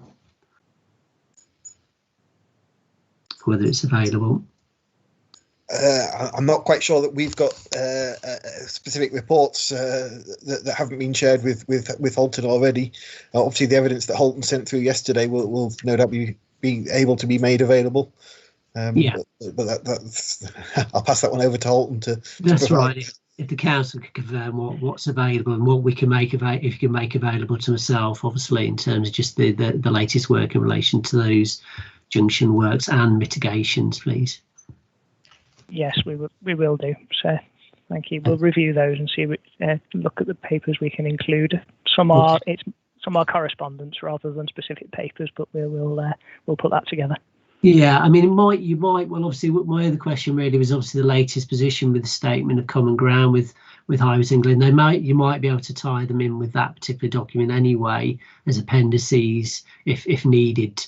But I just wanted to see where the statement of common ground was with Highways England. That would be a useful way to probably wrap the actual documents together potentially. That's fine. And I just wanted to find out what the latest status is. I don't know whether yourself or Mr. Cross can just give me a position statement on the statement of common ground.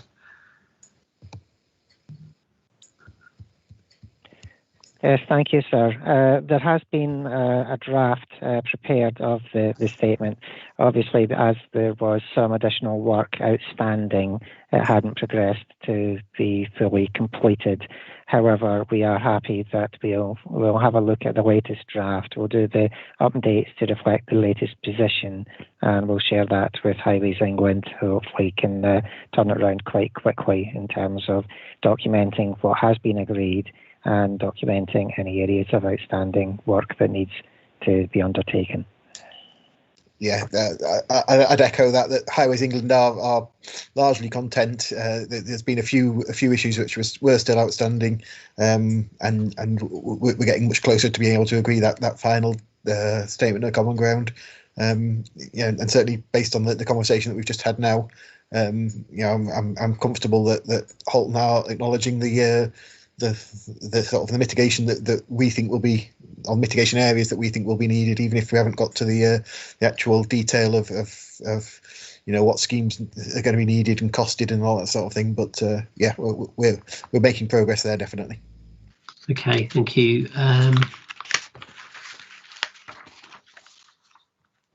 I think just on that, just obviously whilst talking about motorway junctions, obviously looking at policy C1, obviously the motorway junction at junction 11A of the M6 and 56 is listed under part 10.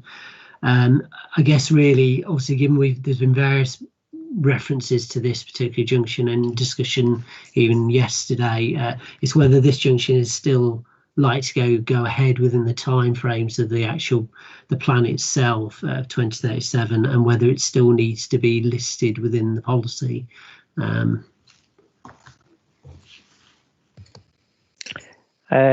sir. Our understanding is that the proposals for Junction 11A have now been formally dropped.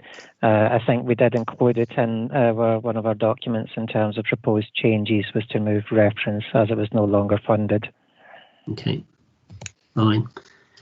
Yeah, I agree with that. DFT took the decision that it wasn't. They didn't offer the cost benefit that would be required to pursue it. So, from a Highways England point of view, it's not progressing. Okay. Yeah. If we could action that, then if we could remove reference to that in policy part 10 of policy C1, please. Obviously, in terms of that suggested amendment, please. Just moving on, is there any other transport highway in terms of the highway capacity issues that anyone wishes to raise whilst I move on to just some of the points regarding the policies? No. Okay, I'm just going to pick up on just a point made in representations. I think I just obviously, I think from the council's response, are the transport hubs, potential transport hubs shown on the policy maps clearly identified within policy C1. I think Mr. Cross, you may want to comment on the relationship between the two and obviously any potential changes that might be needed.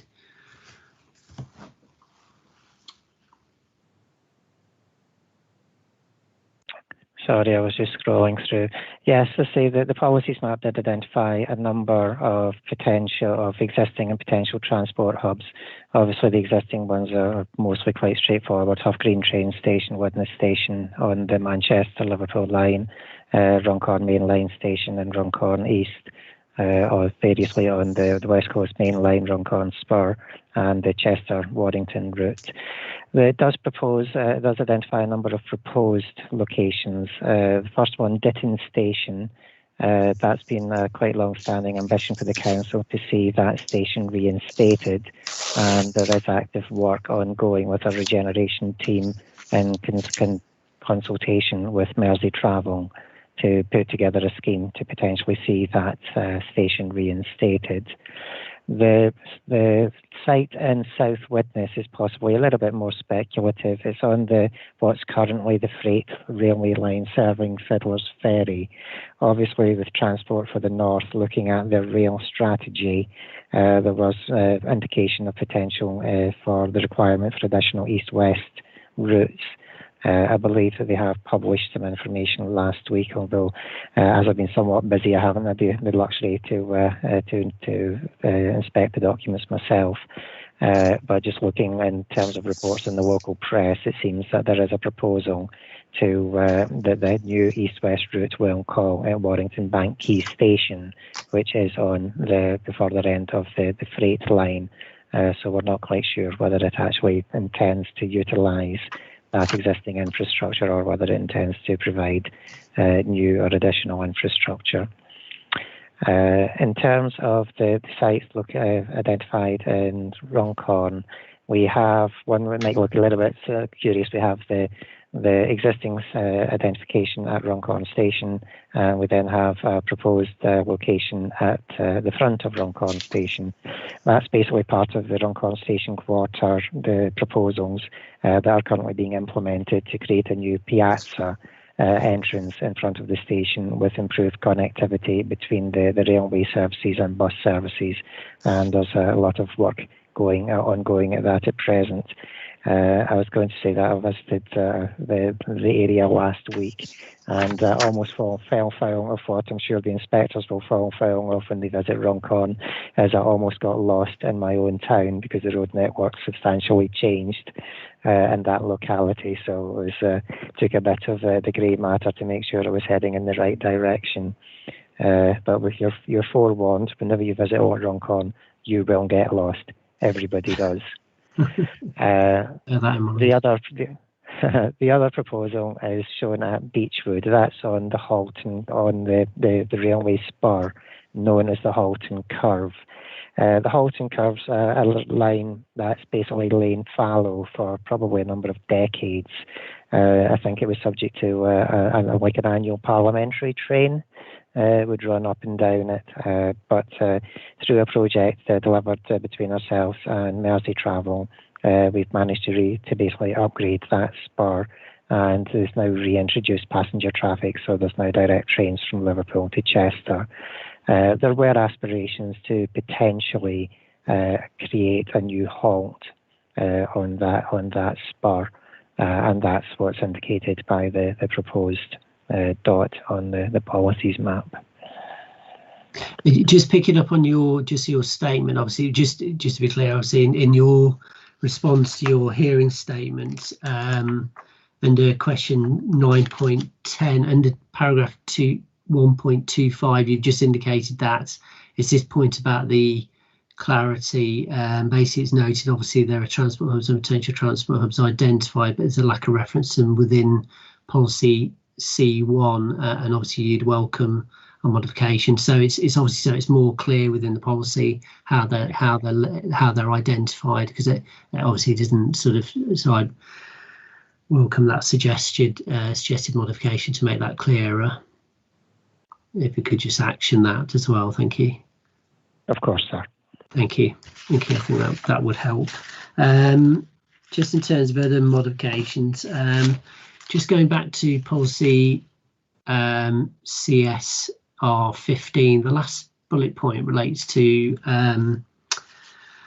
basically development proposals must be consistent with and contribute to the implementation of the transport strategies and priorities set out in the local transport plan and transport plan for growth. I suppose the point is again, it's basically the point is obviously these are not development plan documents that aren't tested in effectively the same way, examined in the same manner as other policies in the plan, and really any reference to the transport plan and local transport plan and transport plan for growth should be made in the supporting text, as they can't be determinative. So it's probably flagging it as another action really to ask whether you could consider part 4 of policy CSR 15 as well, please. Agreed.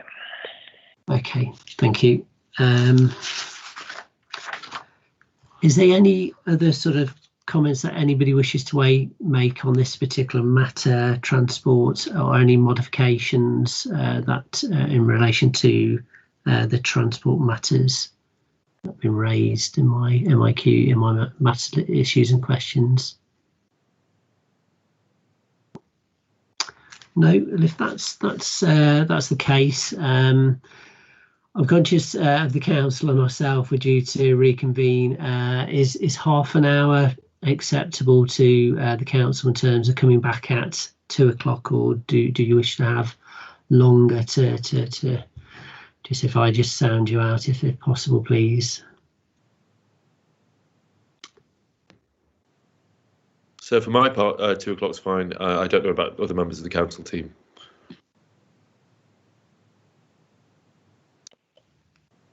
If that's it, is that acceptable, Mr. Cross? Yeah. Okay. If that's the case, thank you. We'll obviously aim to reconvene at 2 o'clock for the afternoon session. Obviously, thank you all for your contributions. For obviously, particularly the members of Highway England and the transport section that have waited so patiently. Obviously, whilst we've been talking the airport proposals, obviously your contribution is very welcomed in terms of the transport matters that we need to consider as part of the actual soundness of the plan. If that's the case, I'm going to close this hearing and adjourn until 2 o'clock when we'll pick up again on other matters relating to infrastructure and implementation and viability. Thank you very much. Thank you.